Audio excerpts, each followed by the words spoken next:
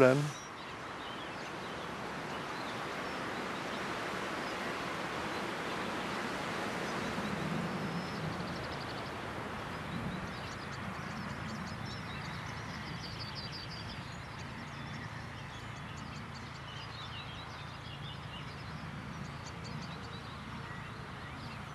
Si on part sur l'agroalimentaire, on parlait du PLA, on peut faire effectivement n'importe quel type de barquette. Donc assez simple, on a là des plaques avec un moule qui enfonce une boîte à œufs.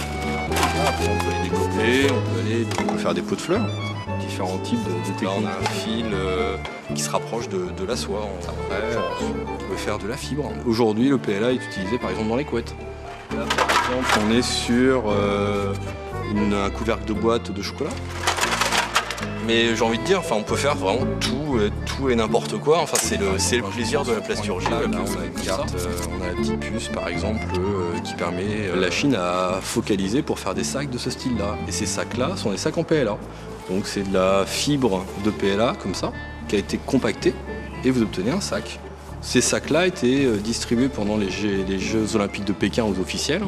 Et donc c'est un sac 100% issu de ressources renouvelables, biodégradable. Qui a effectivement une empreinte nulle sur son environnement. Alors après, il ne faut pas oublier que la biodégradabilité, c'est un peu comme le compostage, ça va se dégrader en fonction de conditions. Hein. Majoritairement, c'est un tas de compost, c'est une température, c'est des bactéries, c'est de l'aération, c'est vraiment un milieu spécifique, ce qui fait que votre produit, si vous le laissez sur votre bureau, vous pouvez le laisser des années, il ne se passera rien. Vous n'allez pas avoir le produit qui va s'effriter. Hein. Quand on discute actuellement avec les personnes de l'automobile et qu'on leur dit biodégradable, ils veulent qu'on raille ce mot parce qu'ils ont l'impression que la voiture va se dégrader. C'est totalement une stupidité.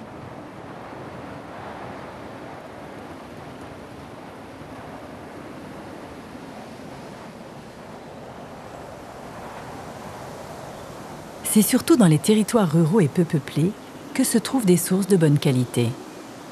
C'est le cas de Bourbonne-les-Bains, en Haute-Marne. Un petit bourg de moins de 3000 habitants au pied des Vosges.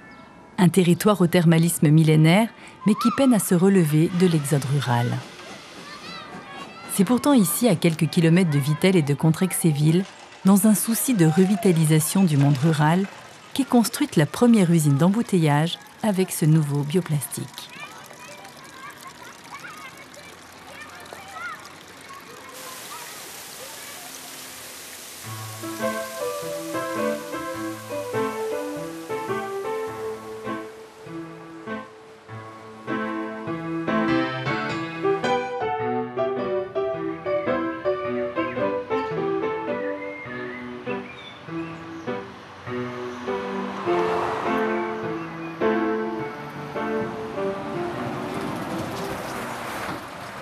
Nous sommes en Champagne-Ardenne, alors bien sûr il y a le champagne, hein, Reims, tout ça, mais nous c'est complètement différent. Donc, quand on est quand même sur des territoires, il ne faut pas avoir peur de le dire, comme voilà Bourbonne-les-Bains, où on est quand même assez loin de tous. Ce sont aujourd'hui, on appelle ça le milieu rural, mais c'est quand même des territoires qui sont défavorisés. On a l'impression qu'il y a... C'est pas l'impression, c'est une réalité. Il y a un véritable fossé qui s'est creusé entre les zones rurales et les zones urbaines. Il n'y a pas vraiment une volonté nationale de venir aider les territoires en difficulté.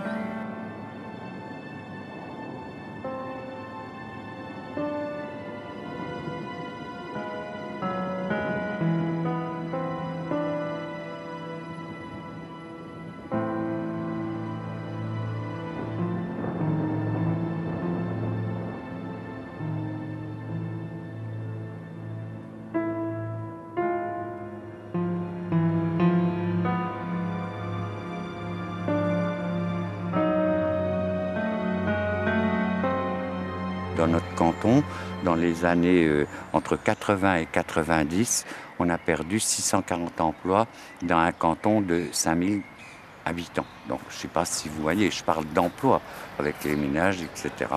Donc aujourd'hui, voilà la difficulté. Nous ici, dans notre milieu, on compte les emplois un par un. personnes en réalité. Dès qu'on a l'eau, 13 ou 14 salariés, puisqu'on a ceux qui sont à Reims. Mais moi, je parle de ceux qui sont à Bourbonne. Les relations qu'on peut avoir avec une commune comme Bourbonne-les-Bains et surtout son maire et ses élus, c'est une relation extrêmement étroite, extrêmement intime, parce que ce sont des opérations que l'on doit mener en commun. On ne peut pas dissocier la volonté politique d'entreprendre et la volonté entrepreneuriale de faire, parce que les moyens mis à disposition, la naturalité est un bien public. Le sous-sol est un bien public. L'eau que nous extrayons aujourd'hui du sous-sol est une eau qui est forcément appartient au patrimoine. Donc il y a véritablement un lien très fort entre les différents acteurs d'un département, mais aussi d'une région. Je pense qu'il faut conserver la propriété de ces valeurs. C'est comme une mine et on peut donner un droit d'exploiter, bien sûr, mais je suis convaincu que ce patrimoine-là doit rester propriété des collectivités.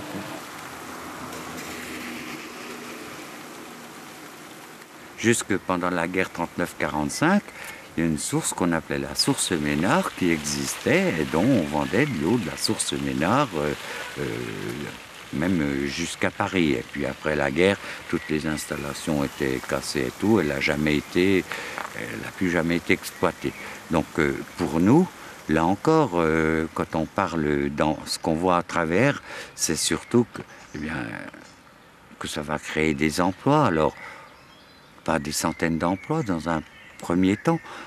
Pour l'instant, on ne va pas se placer sur le marché de Vittel, Contrex, enfin du groupe Nestlé. Ça va être de l'autre source, on va dire, régionale.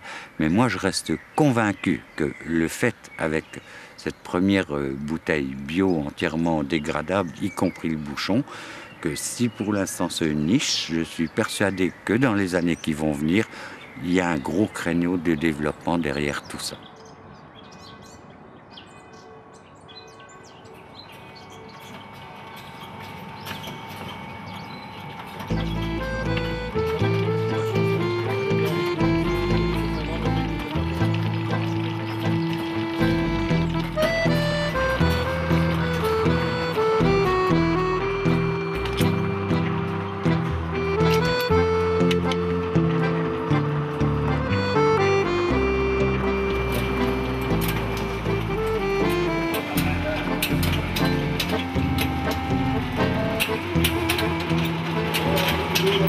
Messieurs, vous êtes assistés à la au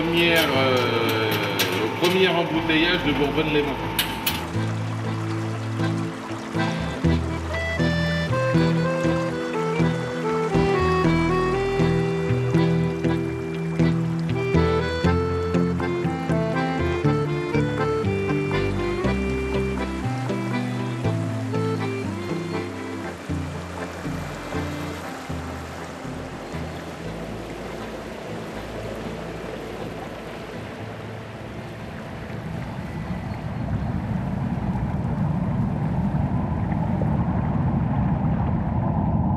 Pourquoi maintenant la bouteille Volvic a un bouchon vert? Parce qu'elle est au cornichon, au cactus, à la salade? Mais non, l'eau de Volvic est toujours la même. Ce qui a changé, c'est la bouteille. C'est la première bouteille d'origine végétale. 20% d'origine végétale et toujours 100% recyclable. Elle est plus respectueuse de l'environnement. Volvic, la première bouteille d'origine végétale. Ce plastique n'a aucune vertu, ni de biodégradabilité, ni de compostabilité, ni d'intérêt en fin de vie. Il est toujours aussi toxique que les plastiques pétrole. Il y a une confusion assez importante pour le consommateur toujours. Évidemment que l'industriel, lui, sait ce qu'il fait. Le consommateur, lui, pense que cette bouteille est bonne pour l'environnement et pour sa fin de vie. Donc c'est là où le message crée de la confusion, c'est qu'effectivement on a une part de matière biosourcée, mais on n'a absolument pas les vertus, encore une fois, des biomatériaux. Ce n'est pas un bioplastique, c'est un polyéthylène terephthalate à l'identique du 100% pétrole, ni plus ni moins. Donc on n'est pas sur une première, en tous les cas, et pas avec 20% de végétal. Mais nous sommes dans un monde industriel, dans un monde de consommation, pour ne pas dire de consumisme. Donc Il faut laisser le temps au consommateur d'être lui-même demandeur de nouvelles solutions. Donc l'industriel doit rencontrer à un moment donné, non pas son public, mais son consommateur. Et ce consommateur-là sera, lui, le donneur d'ordre de ces nouvelles matières.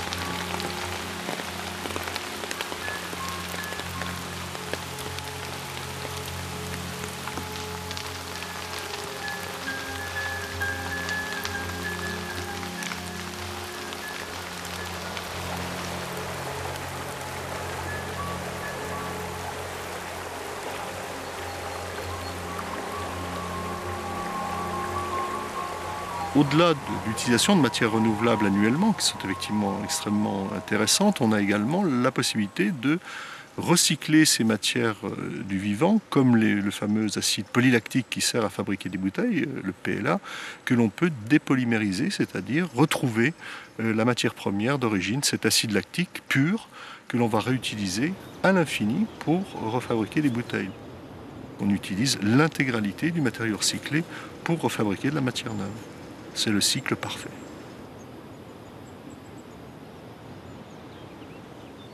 Ce que vous voyez ici est en fait une matière première pour notre recyclage. Il s'agit en l'occurrence de gobelets en PLA qui ont été utilisés dans différents festivals ici en Europe. Donc c'est quelque chose de très intéressant en ce qui nous concerne, puisqu'on a la possibilité de collaborer à beaucoup plus grande échelle pour la récolte de ces déchets.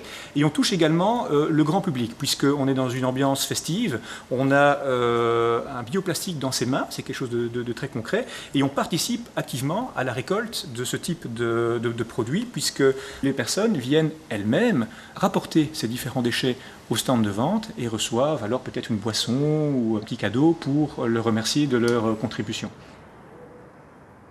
La méthode consiste à venir prendre ce déchet, à venir le faire fondre, ce qu'on appelle une dépolymérisation, et on va en retirer un acide lactique à nouveau qui est hautement purifié, l'acide lactique étant l'ingrédient de base de la fabrication de ce bioplastique PLA. Donc on a une manière très intéressante de venir valoriser ce type de déchets, puisqu'on retrouve non pas un produit qui est recyclé avec une perte de propriété, comme on la voit aujourd'hui de manière assez générale dans le milieu du recyclage, mais on va trouver un matériau qui retrouve toutes ses propriétés originelles, qui est strictement conforme au matériau qui a été utilisé pour la fabrication de ce produit.